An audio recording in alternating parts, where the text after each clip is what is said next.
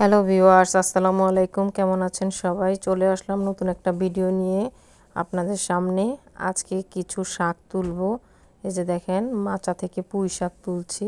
আমার মা লাউ গাছের পাশে কিছু পুঁই শাক গাছ লাগিয়েছিল, খুব সুন্দর হয়েছে। আর এখন কিছু লাউয়ের ডগা নিব, ছোট ছোট একদম কচি ডগাগুলো। তো তুলে নিচ্ছি। আরও কিছু শাকও নিব। শাকগুলো এত সুন্দর, মানে তুলতে ইচ্ছে করতেছিল, কিন্তু বেশি তুলব না, যেহেতু রমজান মাস, শাক বেশি রান্না করলে খাওয়া হবে না, তাই অল্প কিছু শাক নিয়ে নিচ্ছি। খুব সুন্দর শাকগুলো ছিল, মাচার সাথে এমনভাবে জড়িয়ে গেছে, তুলতে খুব কষ্ট হচ্ছিল। তো এই দেখেন, তোলা হয়ে গেছে। শাকগুলো এত সুন্দর, মাশাল্লাহ। এখন তুলে নেব কিছু কলমির শাক, একদম ডগার কচিটুকু তুলে নিচ্ছি। বেশি হাবিজাবি পাতা পোতা নিব না, শুধু আগার কচিটুকু নিব। মানে শাক তুলতে গেলে শুধু তুলতেই মন চায়, তুলতেই মন চায়। কাটার খাওয়ার চাইতে তুলতেই বেশি মজা লাগে। আর এখানে আছে আলুর শাক, মিষ্টি আলুর শাক। এখান থেকেও কিছু মিষ্টি আলুর শাক তুলে নিব।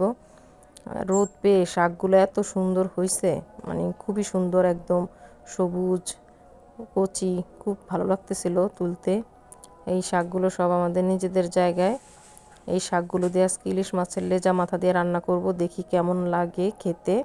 সব মিশিয়ে রান্না করব। এই তো দেখেন, আমার শাক তোলা হয়ে গেছে। অল্প অল্প বলতে বলতে শাক কিন্তু মোটামুটি ভালোই তুলে ফেলেছি। আর আজকের দিনটা খুব সুন্দর ছিল, একটা রৌদ্র উজ্জ্বল দিন। আপনাদের বাইরের লুকটা দেখাবো। দেখেন, পরিবেশটা এত সুন্দর, আর সাথে বাতাসও ছিল, খুব ভালো লাগছিল। তাই তো শাকগুলো নিয়ে আসছি কাটার জন্য। এখন শাকগুলো কেটে নেব। আমি দা বটি কিছুই ব্যবহার করিনি, শাকগুলো যেহেতু নরম, হাত দিয়ে ছোট ছোট করে নিয়েছি।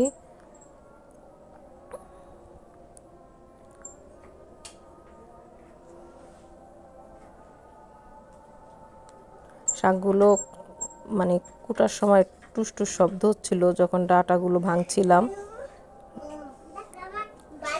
যেহেতু খুব ফ্রেশ শাক। তো আমার শাক কাটা হয়ে গেছে, দেখেন কত সুন্দর হয়েছে। আর এই যে ইলিশ মাছের লেজা মাথাগুলো আগেই কষিয়ে রেখেছিলাম, তো ফ্রিজ থেকে নামিয়ে নিলাম। আর এই যে দেখেন, আমার মা রান্না করে ফেলেছে। ফুল ভিডিওটা আপনাদের দিতে পারি নাই, রমজান মাস, অনেক ব্যস্ত ছিলাম। এই হচ্ছে শাকের ফাইনাল লুক, দেখেন কত সুন্দর হয়েছে। খেতেও কিন্তু অনেক মজা হয়েছিল। Thanks for watching. আল্লাহ হাফেজ।